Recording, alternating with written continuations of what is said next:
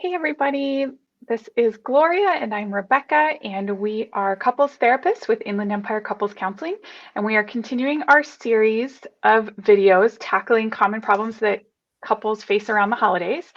And today we are going into when drinking gets out of hand. This is a fun one. um, it can be really challenging for a lot of couples, or maybe not an issue for you at all if you're not drinkers. So this doesn't apply to you. Go ahead and skip it. But if you've ever been in a position where your partner has let you know that your drinking was too much, or if you have some anxiety going into holiday gatherings because you're worried that your spouse will overserve and that you'll have whatever problems to deal with later, then we have some ideas for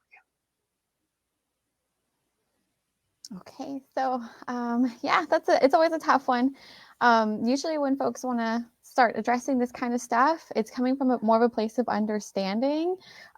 Different scenarios that kind of come to mind is, let's say if it was like something with like the past holiday or event, and drinking did get out of hand, that maybe we as that partner can fully recall that, and our partner may not. So they may not know like the totality of the effects it had on the event or on you.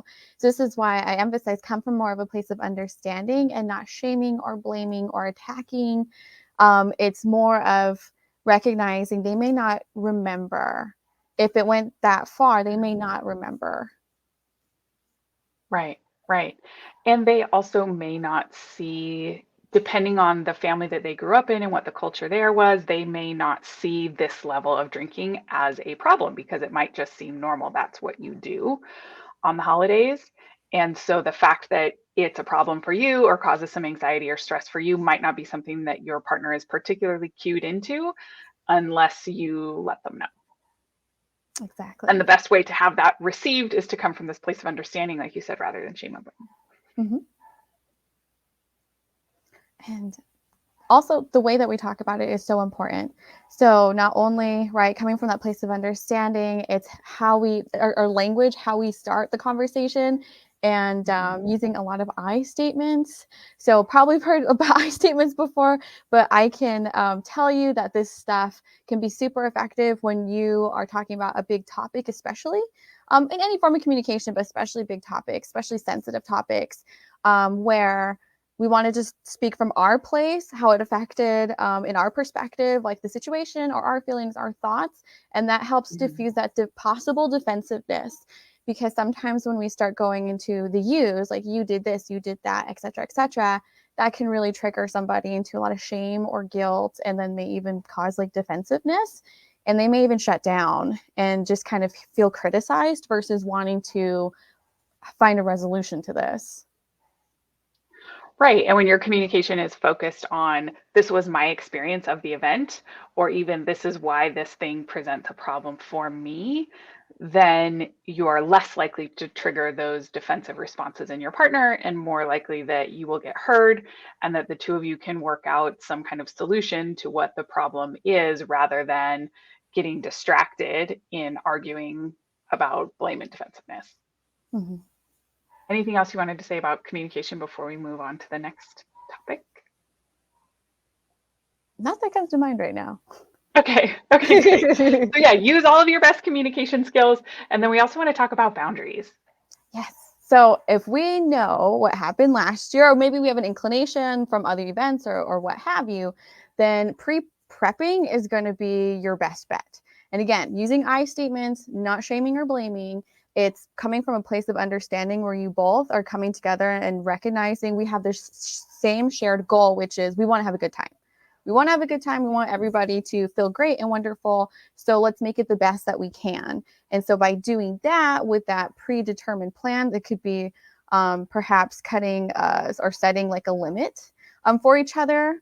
It could, and being nice about this too. So again, not shame or blame. If you want to be in solidarity, then the rule will apply to both of you. If you want to establish like, hey, like maybe this year it's going to be different, maybe it's like a sober holiday, or let's approach it differently and just have like our favorite drinks, and that doesn't have to be alcohol drinks. It could be like holiday favorites or what have you.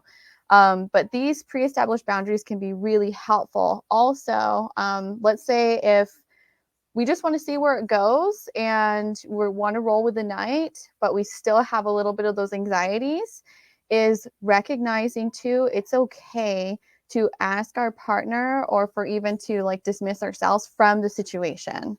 So if things are getting a little bit out of hand, or it wasn't like everything that we thought it was going to be within the bounds that we agreed to, it's okay to let our partner know, like, I'm anxious or I'm feeling uncomfortable. Let's catch an Uber and let's head out together, or maybe like you could catch an Uber or we can arrange a ride or something, or even vice versa for me. It's really understanding like sitting there and staying anxious about it can actually do the opposite of maybe what we intended. So if we try to sit and we hold tight and we're like, okay, maybe it'll pass, maybe it'll pass, maybe it'll get better, that usually doesn't work. We're holding it in, Right. we're not letting things out, we're not being communicative, and then we kind of just hold fast and white knuckle the whole situation. Right. And then you don't have a good time. And that anxiety that you're holding on to is likely to come out in some other form, either in criticism or attempts to control or whatever that aren't beneficial to your relationship anyway. Mm-hmm. And I think it's important when we're talking about boundaries. I just want to highlight this part that you said, that it's not about control, but it's about what you need in order to feel safe. So we're going into this holiday celebration. I want to be able to enjoy myself. And in order to do that, I need to have these things in place, so that I'm not just this bundle of nerves the whole time, or so that our holiday celebration doesn't turn into a big fight. And to avoid getting into that power and control stuff, it usually works best if your boundary is um, like what you're going to do. Okay, Mm-hmm. so if, for example, to my partner, right? If you drink too much, you have to leave the party. Well, then you're going to get into an argument when your partner drinks too much and you have to enforce that. No, it's time for you to leave, right? We can all probably tell how that's going to go. But it's very different to say, if you drink too much, I am leaving the party. Mm-hmm. And then you can just excuse yourself, because you want to be able to enjoy the time and you kind of let your partner deal with their own stuff. Maybe you take the car and make sure that they have their phone so that they can catch a ride home, or you ask somebody else who's there, can you make sure that they get home safely because I just can't be here around this. And then you avoid having the huge argument right then, because this is our last tip, is when your partner is intoxicated, that is not the time that you're going to have these important conversations about how you think that the drinking is getting out of hand or how this is ruining your holidays. So what else did you want to say about that? Save the big conversations for when you're sober. I think you pretty much hit it, which is just got to remember that when people are under the influence, like they're not going to remember every tidbit that we want them to, and like really recognize the importance of the conversation because they're intoxicated. So we want to make sure, and I get it, it's going to be really hard for that person to maybe hold it back. It's not to say like avoid or stop it down. It's just to really recognize like the point of the conversation, the intention of why you're letting this person know is because you want a resolution, you want to figure things out. You want to work on like how do we approach this situation different, and we can't do that if somebody's intoxicated. It's almost like unfair to them too, because maybe the next day they wake up and we ask them like, hey, do you remember everything that we talked about? I hope you remember the plan. And they're just like, what? Like, what did I don't know, I didn't even know I did that, or I didn't know that this was a problem. So I want to make sure the field is fair. So Mm-hmm. making sure we have, if we need to journal like in the moment, then excusing ourselves, journal it out, save our points for when our partner is not intoxicated, so we can go in with more of like a fresh kind of like perspective, um, and still remembering our main points too of like, okay, how did I get here in these feelings?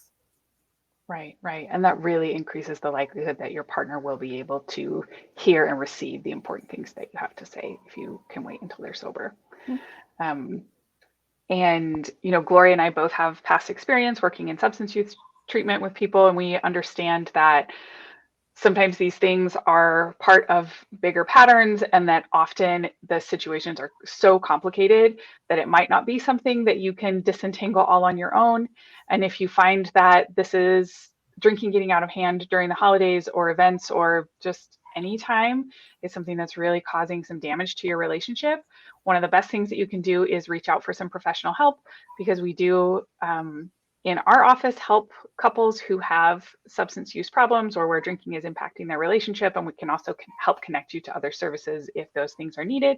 And you can find out more about us by heading over to iecouplescounseling.com, get a little bit of information about our therapists. We also have a newsletter that goes out if you want to sign up for that and just get some relationship tips once a month to your email. We would be happy to add you to our list. Thanks, everybody.